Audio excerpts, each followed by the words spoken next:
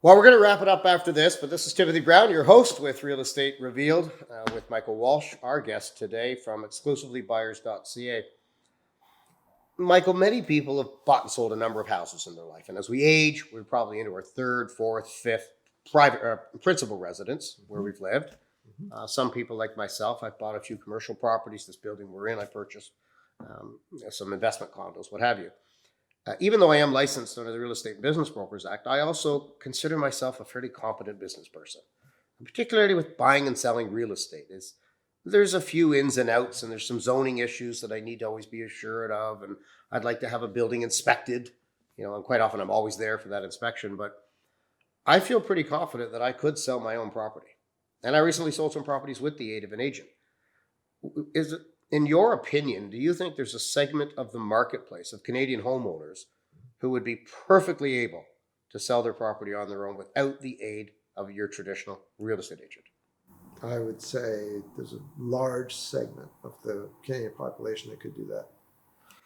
And how about the buy side? So I'm a purchaser. I decide I want to buy a house in, say, Southern Calgary or wherever my desired market is for life purposes, family, career. How do I go about doing it as a buyer? I mean, I can knock on doors. I can see a sign on a lawn that a realtor is proudly displaying that the property's for sale with them. Why don't buyers just call the selling agent direct? Why are buyers hiring agents to go do that for them? There's certainly no reason not to call a listing agent direct. People are sometimes reluctant to do that because they do, in the back of their mind, they say they recognize that the listing agent is working for the seller. Well, right? That's how it should be. That's how it should be, right? And so they're saying, okay, if I approach them directly, I have nobody working for me. But you're working for yourself. You're working for yourself. If you've bought and sold 5 or 6 houses in your life, you're pretty well educated at this point. Then, first-time home buyers might be a little nervous. Let's admit that. Okay, so if you're in that scenario, then there's absolutely nothing stopping you, because the only thing stopping you from going in and writing a check is the check itself. You've got the money. So the listing agent has signed the property for sale at, say, 5% commission, which is pretty standard, I think. Yeah. There's no set rates in Canada, but that seems to be the prevailing rate. And the listing agent, when approached by a purchaser direct, immediately says double end. I'll keep the whole 5% because I don't have to pay the purchaser's broker, the cooperating broker. Yes.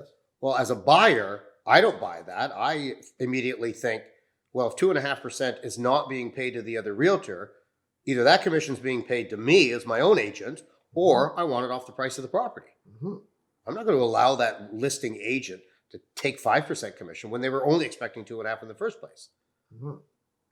So this is where I think buyers have to stop and say, if I go direct, I might get that property for 2.5% off the asking price. It's the same to the seller. They're prepared to pay a 5%. So why not 2.5% to the seller's agent, 2.5% to me as the buyer, myself? Not because I'm licensed, but because I can act for myself. And buyers sometimes do that. And what happens is, and what they're not taking into account, right, is that the contract between the seller and the listing agent is a contract between the two of them. Right. The buyer cannot interfere with that contract. So I can't interfere with that 5% contract. No, that contract says that the listing agent is going to be paid 5% to sell the house. Period. There's a clause in the contract that says, that allows the listing agent to pay 2.5% to another broker, somebody else. Yeah, right. It doesn't have to. It doesn't have to. So they could keep the 5% if they chose to. They will keep the 5% unless they're forced not to.